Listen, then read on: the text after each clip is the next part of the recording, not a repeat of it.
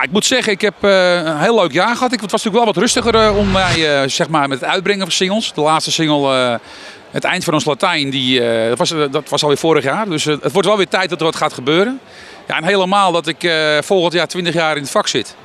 Dus ik ben momenteel druk aan het opnemen. Jeroen Dirks is aan het schrijven. Leide Bruin is voor mij aan het produceren. En ik wil volgend jaar nog weer een keer met een album komen. Ik wil het album ook een beetje terug laten komen dat ook mijn oude liedjes erop staan.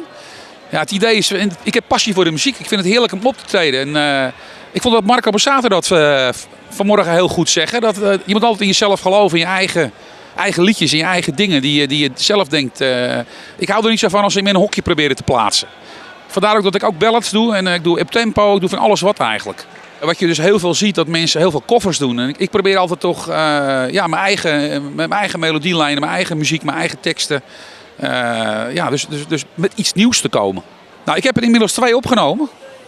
2 hele mooie singles, al zeg ik het zelf. En het gaat wel weer een beetje naar het uptempo. Zeg maar een soort zing maar nagevoel 2.0. En je gaat het allemaal beleven.